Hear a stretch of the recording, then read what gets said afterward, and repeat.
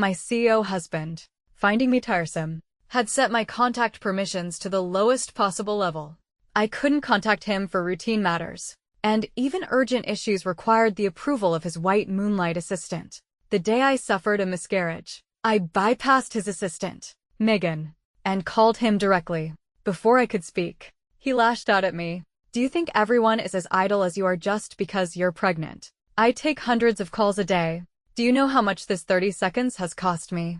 After hanging up, he immediately blocked me on another one of his numbers. At the exact same moment, his white moonlight, Megan, updated her social media status.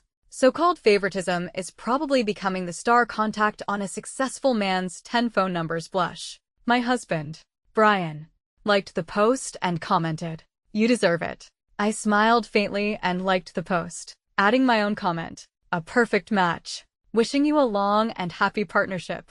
Brian immediately called me back. This was only the 5th time in 5 years of marriage he had voluntarily contacted me. The fragility that followed the unexpected loss of our child caused an unconscious surge of dependency.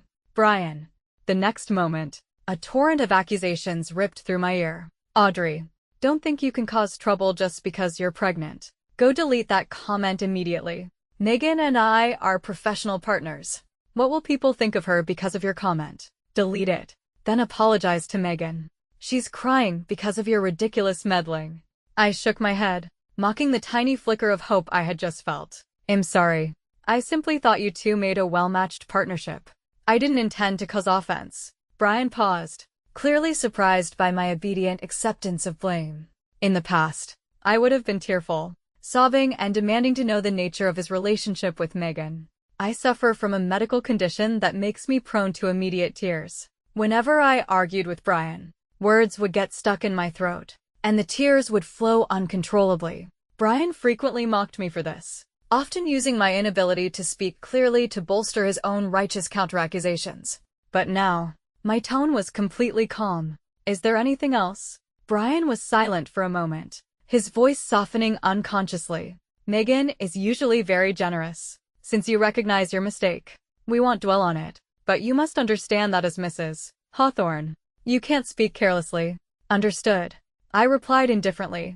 A nurse nearby noticed the 4-needle backflow and exclaimed, "Bed 2. Where is your family? You are physically weak right now and shouldn't be alone." I gently shook my head. The nurse, seeming to understand, changed the fluid and gave me a look of pity. Hearing this, Brian on the other end grew impatient. "Audrey, are you pulling this stunt again? So many pregnant women in the world, and only you're stuck in the hospital every other day. Do you find it amusing to constantly pretend to be sick for my attention?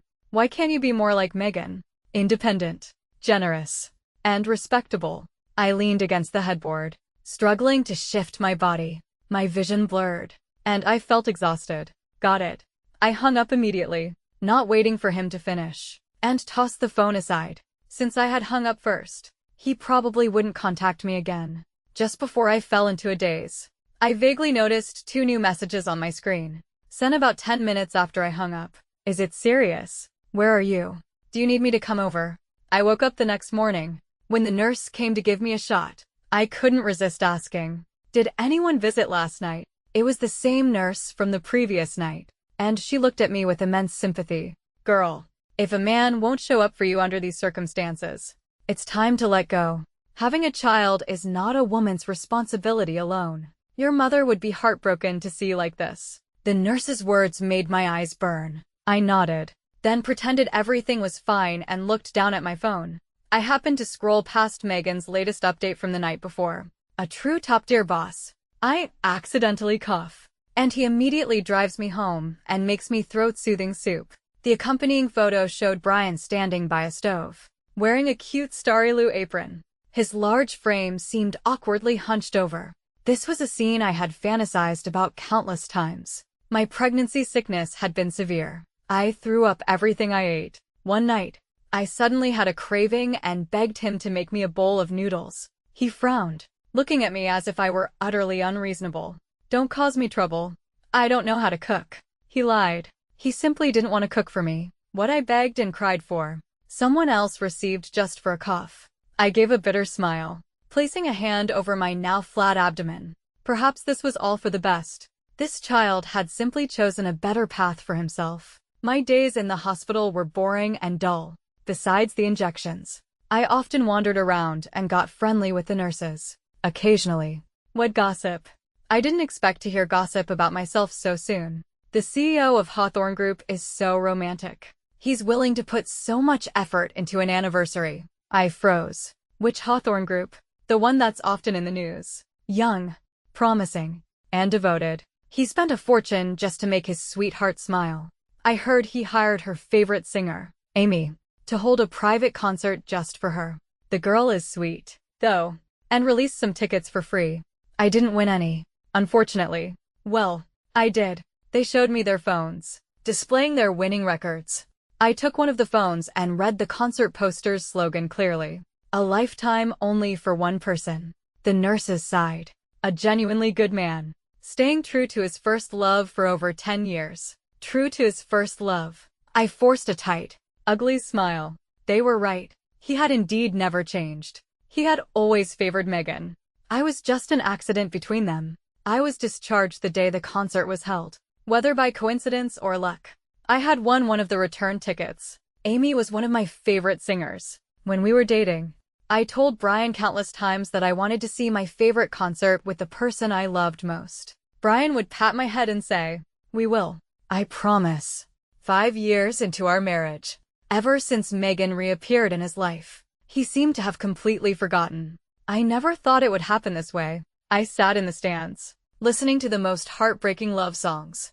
Through the large screen, I saw my husband open his arms to catch his white moonlight as she ran toward him. His face held a depth of affection and attachment I had never witnessed before. Megan, my life is complete because of you.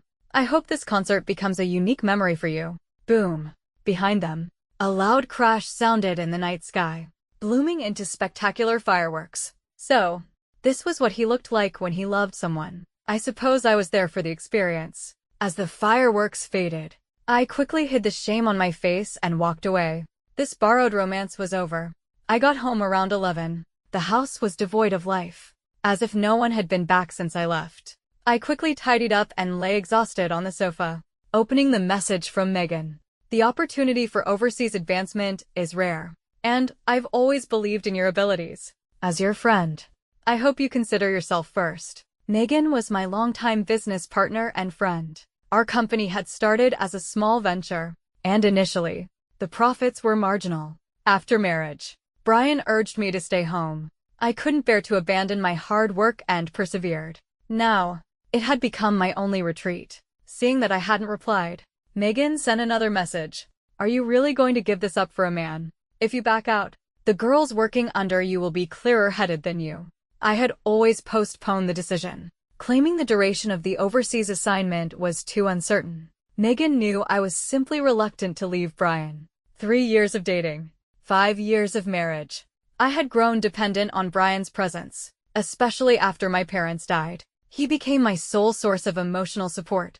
I had loved him for 8 years, yet he hadn't spared me a single thought. "I'm going. Only a fool wouldn't go," I replied. Megan called immediately. "Are you sure? No take-backs?" I confirmed it. "Do you need to postpone? Don't you have a few months left until delivery?" The baby, I instinctively touched my stomach. The child chose a better family to be born into. "Please make the arrangements for me." Megan was silent for a moment, her voice dry when she spoke again. "Then get ready. As soon as you handle things domestically, well, leave." Brian didn't come home for the next few days. However, the usually quiet 3-person chat group suddenly saw increased activity. "Brian, Megan, attend the dinner party with me tonight." Megan, "Of course." Brian, Megan, "I really like the tie you picked out today." Megan, "That's just because you look good in anything." Brian blushed JPG. I didn't understand. This group chat was always meant for me to report updates to him. Brian claimed he didn't want to be bothered by too many messages, so I could only contact him here. After my message was screened and approved by Megan, she would notify Brian to check it. Now, they were mutual star contacts, yet they were using this group chat solely to flirt. In the past, I would have been furious over being ignored for days and would have tagged Brian repeatedly, demanding to know where he was and why he wasn't home. Now, I simply muted the conversation. The constant notifications were annoying. Megan had already submitted the application. Once approved, I would leave. I used this time to pack up all my belongings in the house. Halfway through packing, a soft groan interrupted me. I checked the time. It was surprisingly early. Brian, you're holding me too tight. I'm uncomfortable. Where are you uncomfortable? I would never let you suffer. Brian's voice was hoarse, tinged with drunkenness. Upon seeing me, neither of them panicked or moved apart. Brian even hugged her tighter. Oh, you're home. I hadn't seen a message, so I thought you were missing. I nodded, acknowledging them. Carry on. Be quiet if possible. I rubbed my shoulders. After a day of packing, I just wanted to go out and eat something good. As I turned to change clothes, Brian's furious voice exploded behind me. Stop right there. Confused, I looked back. Megan's eyes were brimming with tears. I'm sorry. This is my fault. I didn't think Audrey would misunderstand me, but I was doing my job. How could she think that? Brian and I are just good partners. I only drove him home because he was drunk. Yes. Good. That's very kind of you. I replied perfunctorily. I only told you to carry on. Where did you think I was going with that? She faltered, clearly surprised by my composure, the complete absence of my usual choked up, tearful arguing with Brian. She stopped talking, just as I was about to leave. Brian halted me again. Audrey, are you done with the drama? You unjustly slandered Megan, and she was kind enough not to hold it against you. Yet you just turn and walk away. Or are you still holding a grudge because she didn't approve your unreasonable request the other day? The other day was when I had a threatened miscarriage and couldn't reach Brian's private doctor. My repeated requests to contact him were rejected by Megan. By the time I took an ambulance to the hospital, the baby was gone. He irritably tugged at his tie. Megan didn't approve your request. And you're fine anyway. Apologize to her now. I gave a cold laugh. As you wished. The baby is all ready. Brian, don't argue with Audrey because of me. Megan interrupted me, her eyes misty. Audrey, this is my fault. But aren't you also at fault? Brian works so hard outside, but you never send a word of comfort in the chat. Only requests. That's fine. You two are star contacts for each other. Mutual care will be easy. I mocked lightly. Whether it was a misperception or not, Brian's face seemed to relax slightly after I said that. It was baffling, but I had no interest in figuring it out. My stomach was rumbling. Before they could react, I walked out without even changing my clothes. I walked until I reached a familiar street stall selling Odin Japanese stew. The warm, yellow light shone on the signet looked exactly as it had for years. This was the stall Brian and I frequented most often in college. Back then, his family had fallen into poverty, and his childhood sweetheart had abandoned him. As for me, a car accident had taken my parents, leaving me without a home. Neither of us could handle spice, yet we always ordered the spiciest option, eating until our eyes were red and streaming. Two lonely souls slowly drew closer, warming each other with our presence. I was even naive enough to believe that my parents, unwilling for me to be alone, had sent this equally lonely soul to accompany me. Boss, one extra spicy vegetarian set, please. Coming right up. $15. I paused. The price hadn't changed in 2 years. I'll get it. A hand blocked my view, scanning the QR code with a phone. Boss. Same order. Extra spicy. But only meat. No vegetables. I looked up. Brian stood casually, his suit jacket draped over one arm, the top 2 buttons of his shirt undone.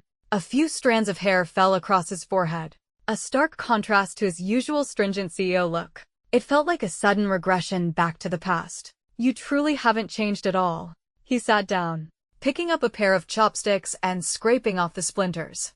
Haven't you gotten tired of eating this after all these years? Tired? I smiled. Yes. Everyone else had gotten tired of it long ago. Only I was still clinging to the past flavor. Are you still mad? I have been busy with work lately.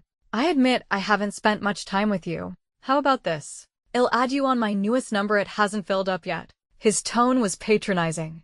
But you should learn to be sensible. Don't contact me unnecessarily. A man needs to conquer the world. Your job is not to hold me back. Megan understands this better. That familiar, suffocating feeling rose from my core. I nodded, not attempting to argue with him at all. Brian stared at me strangely, a look of confusion in his eyes. You have nothing else to say?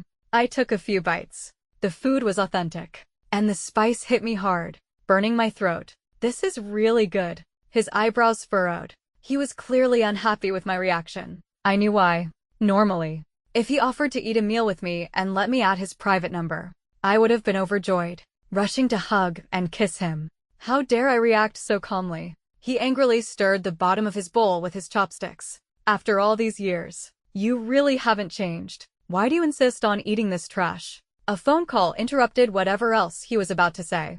He paused and put the call on speaker. Megan's voice, sickly sweet, came through.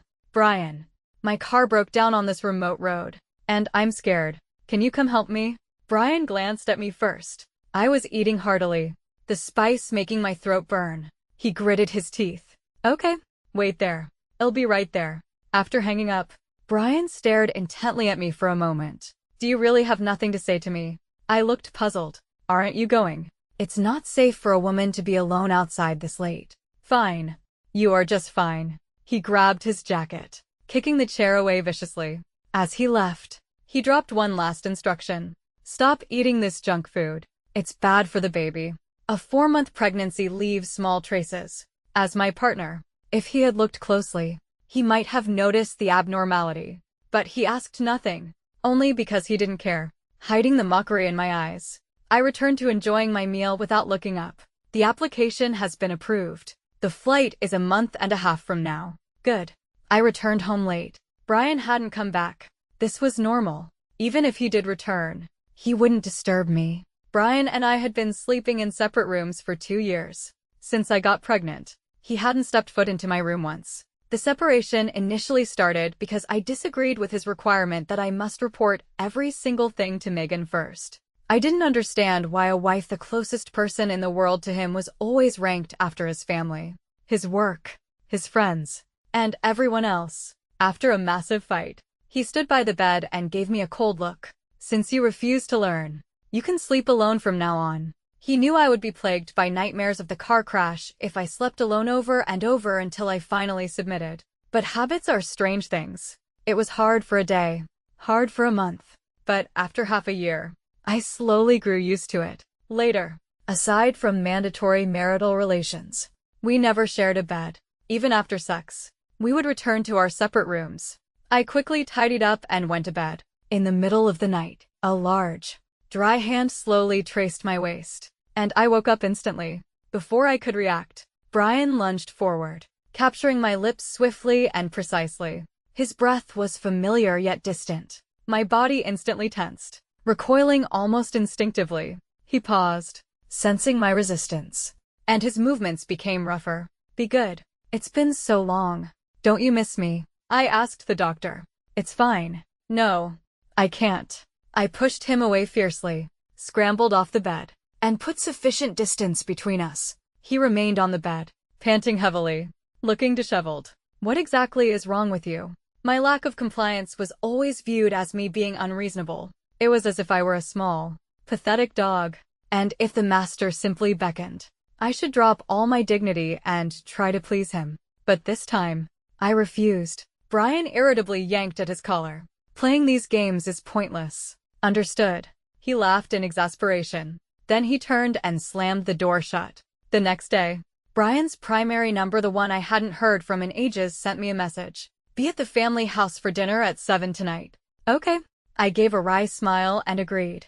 In the evening, I stepped out of the taxi with several large bags. As I reached the front door, I could hear the elderly matriarch's cheerful laughter inside. Only Megan truly understands me.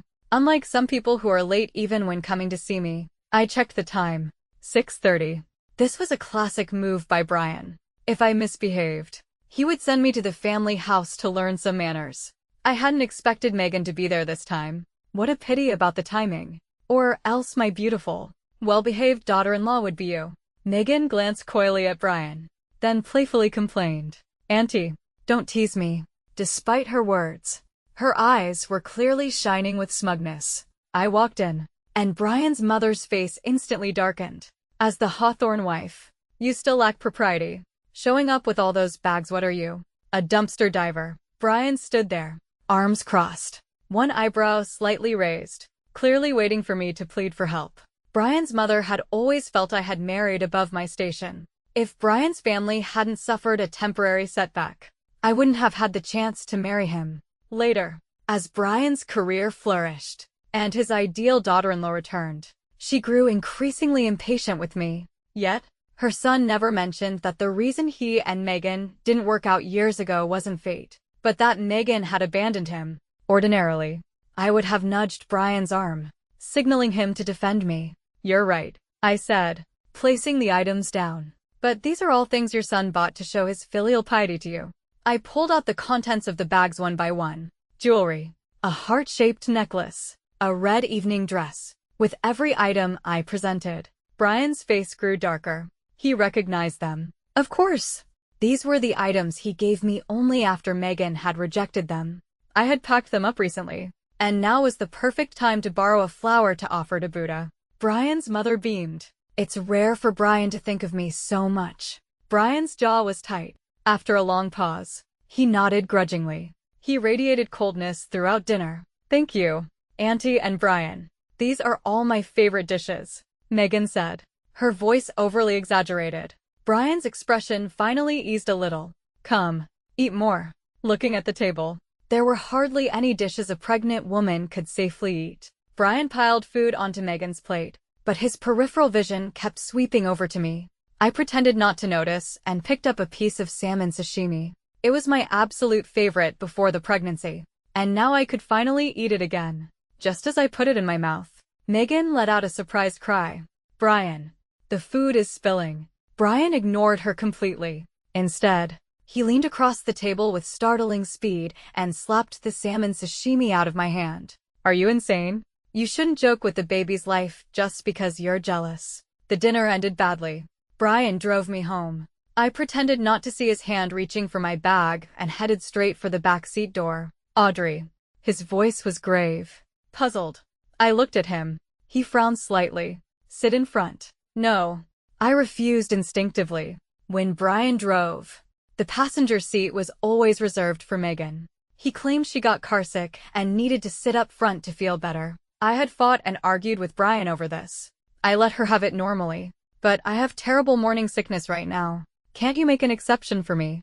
I cried, demanding answers, but only provoked his fury. "Every woman gets pregnant. Who is as high maintenance as you? If you have so many demands, take a cab." He threw me out of the car, leaving me stranded in the middle of a remote area. I waited over an hour in the cold wind for a ride. After that, I never insisted on the passenger seat again. "I'm used to the back." Megan bit her lip, looking wronged. "If Audrey doesn't want to sit up front, Brian, we shouldn't pressure her." Brian looked at me, then consoled Megan warmly. "If she's being difficult, we don't need to indulge her." He spoke to her, but his eyes were fixed on me, seemingly trying to discern something in my expression. He was destined for disappointment. I was completely calm, without a ripple of emotion. No jealousy, no accusations. I opened the back door without hesitation. Brian gritted his teeth, losing his usual composure when tending to Megan. He slammed the car door shut and aggressively accelerated the car. I gripped the seatbelt, unable to understand his inexplicable rage, but having no desire to investigate it. Brian scoffed, glaring at me coldly through the rearview mirror. The car was silent. Even Megan kept quiet, watching his mood. When we approached an intersection, Brian suddenly spoke. "You didn't eat enough tonight, did you? What do you want to eat?" Megan nodded, indulging in a little flirtation. "Brian, you're so bad. You know I'm dieting, but you keep trying to tempt me." Brian smirked, sounding slightly helpless. "Silly girl. I was asking your wife." I was startled. "Me? Who else?" He sounded displeased, then paused. "Even if you're throwing a tantrum and not eating, you shouldn't starve my son." I found it funny. He, who never cared about the baby, now frequently brought him up, self-righteously accusing me, as if I were the neglectful mother. "I don't care." I closed my eyes, ending the conversation. Brian grew even more unhappy. "When is your next prenatal checkup?" He glanced at me, seeming hesitant. "Have your recent checkups been good? I haven't seen you post anything in the group." Before I could answer, Megan let out a low groan. "Brian, My stomach hurts so bad. Brian froze. Megan, what is it? He immediately realized. Damn it. I forgot you're on your period right now. His expression panicked, and he glanced back at me. Audrey. Megan has always suffered severe period pain. I have to. I shook my head, cutting him off preemptively. Go to the hospital. You can drop me off here. He looked stunned, seemingly surprised by my compliance today. Brian dropped me off by the roadside, and as I stepped out, he suddenly grabbed my hand. Audrey, I'll try to come home early tonight. I was momentarily confused. Okay, I'll leave the door unlocked for you. I'm sorry. Through the slowly rising car window. His voice was indistinct. I smiled. It doesn't matter. I retrieved a package when I got home. The divorce papers. 12:30 a.m. Brian still wasn't home. No messages. And not even an update from Megan. I didn't wait up as I used to. I packed my last bag of belongings and prepared for bed. In the middle of the night, a phone call startled me awake. Audrey. Brian got into a fight with someone at a bar. You need to get down here immediately. My heart skipped a beat. After a moment of hesitation, I called a taxi. As soon as I arrived, Brian's friend urgently pulled me inside. This is all my fault.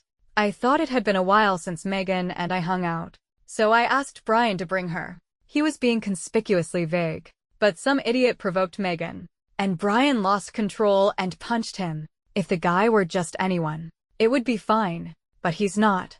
Now they're in a situation, betting on who can drink an entire table of hard liquor. Brian's stomach is terrible. Audrey, please. You have to talk him out of this. As I entered, I saw bottles piled high on and under the table. Brian's bottles were mostly empty. Megan stood beside him, holding his left arm, her eyes teary. His friends were gathered around them, too preoccupied to notice my arrival. He's crazy. I haven't seen Brian this reckless in years. I thought he had finally settled down, but he loses all rationality when it comes to Megan. Someone noticed me and nudged the friend who had been talking. I ignored them, silently watching the pathetic drama unfolding. Brian's hand was trembling slightly, and with every gulp of alcohol, his face grew paler. Despite looking deathly ill, he forced himself to continue, unwilling to show weakness in front of Megan. I remembered how much Brian hated drinking. Except for mandatory social engagements, he was practically a teetotaler. In the early days of his startup, he drank himself sick almost every night just to land deals. He was a terrible drunk, needing constant care, until one time, he ended up with a severe gastric hemorrhage, and I stayed by his hospital bed all night, weeping. When he woke up, he gently wiped the tears from my face, held me, and softly promised, "Don't cry, sweetheart. I swear I won't ever do this again." This was the first time I had seen him like this since that day. 2 bottles remained on the table. Brian's face was chalk white, and he gripped his stomach tightly with one hand. Seeing him nearing his limit, his friends urged him to stop. Brian, are you insane? If you drink anymore, you'll kill yourself. Audrey, hurry. Talk some sense into him. Someone pushed me forward. Brian turned and looked at me. A flash of surprise. Perhaps even a hint of guilt in his eyes. Then he grabbed the remaining bottle determinedly and gulped down the liquor. He won, but the price was collapsing onto the floor and being rushed to the hospital. Before he lost consciousness, his breathing ragged, he tightly gripped Megan's hand and declared to the opponent, "You lost." Apologized to her.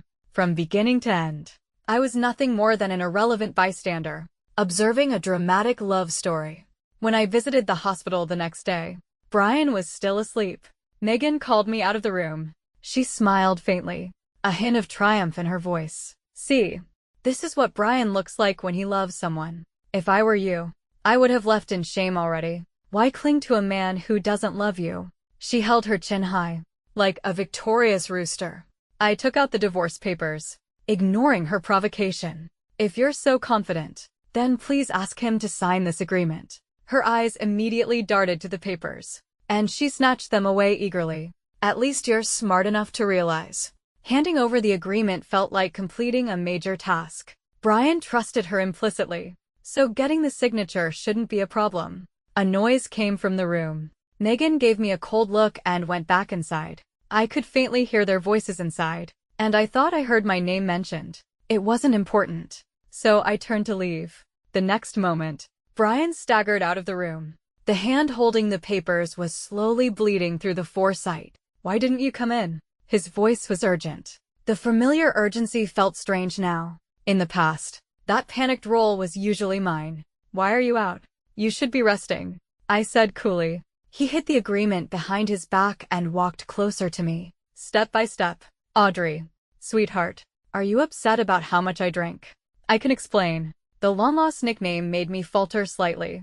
When he embraced me, I didn't even have time to struggle. His voice held a hint of pleasure. "Sweetheart, you're angry, aren't you?" This was the sensibility he always wished for. Yet now he seemed to prefer that I make a scene. But I pushed myself out of his arms and backed away several steps. He looked lost, his tone softening even more. "Last night, when I saw Megan being bullied, I suddenly remembered when you were forced to drink wine for my sake years ago. I've always regretted that I couldn't stand up for you back then. That's why I was so reckless." "I didn't mean." I cut him off. "It doesn't matter. You saw the divorce papers, right? Sign them as soon as possible." Brian shook his head frantically. "Sweetheart, don't make this kind of joke. It hurts my feelings." His eyes seemed to mist over as he pleaded with me. "I want." Patient in room 3. "What are you doing? You shouldn't be out of bed." Hearing the nurses shout, Brian acknowledged her. Then, as if eager to escape, he swiftly retreated into his room.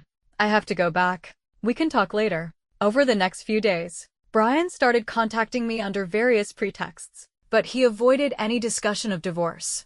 He removed me from the blacklist of all 10 of his phones and set me as a star contact on each. His social media, which rarely involved me, suddenly featured me heavily, reminiscing about the place my wife and I love to visit.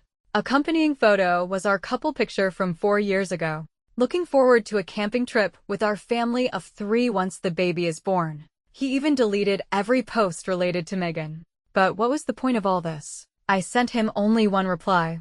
"Let's talk." He didn't respond. He seemed content to continue his self-directed public farce of devotion on social media. I couldn't control that. All my luggage had already been shipped out. The last box was stored at Megan's house. And tomorrow, I would leave directly from there. Before leaving, I had a final dinner with my colleagues. Between the full meal and the slight buzz of alcohol, I vaguely felt myself embraced in a familiar set of arms. "How can you drink?" His clear voice was close to my ear. "Thank you all for looking after her." Inevitably, someone joked, "Wow, Mrs. Hawthorne's husband is so handsome. She'll definitely miss you when she's abroad."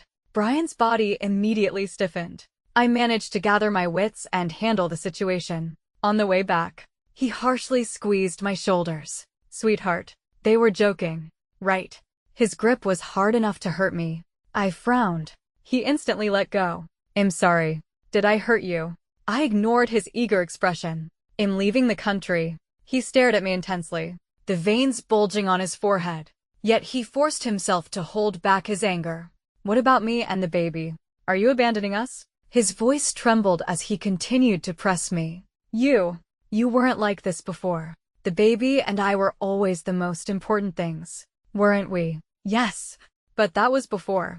I let out a shaky laugh, almost crying from the absurdity. "Brian, can you just see clearly? What's the point of this self-deception? The baby, where is the baby? He died the night you hung up on me. Just like you saidn't bother me unless it's important. The day I was discharged, you organized a concert exclusively for Megan. Remember? Why do you think that after everything that has happened, I could still be the silly person who loved you?" I pushed his hand away. Brian froze, tears streaming down his face. "Sweetheart, you're lying, aren't you? I know I haven't been good enough before. Give me a chance. We are still young. If the baby is gone, we can have another one." I shook my head. "Brian, it's too late. I don't love you anymore." Suddenly, he seemed to lose all strength, his body curling into a painful huddle. I watched him calmly, then turned and walked away. On the day of my flight, I was waiting in the lounge. Suddenly, a familiar voice echoed over the airport speaker system. "Sweetheart, I genuinely love you. Even if you can't forgive me now, I will wait here until you come back. I admit, I ignored you too much because of work over the years, but I swear, I will make it up to you." Brian's voice was filled with deep emotion through the broadcast. Immediately afterward, passers-by began handing me roses. Megan nudged my arm with her elbow, teasing. The exact same tactic as 8 years ago. Well, are you moved yet? I rolled my eyes and begged her. Everything done and eaten in the past counts. But please forgive my youthful ignorance from back then. Fine. I'll shield you. Run fast. I can't thank you enough. Using the cover Megan provided, I managed to avoid Brian's attempts to detain me and boarded the plane. When I turned my phone back on, Megan forwarded me a video link. It turned out that the public spectacle Brian had created at the airport had been posted online by netizens. His new title as a devoted husband quickly backfired when people dug up the true love concert he had held for his childhood sweetheart just months prior. Overnight, public opinion reversed. He and Megan were trending for all the wrong reasons.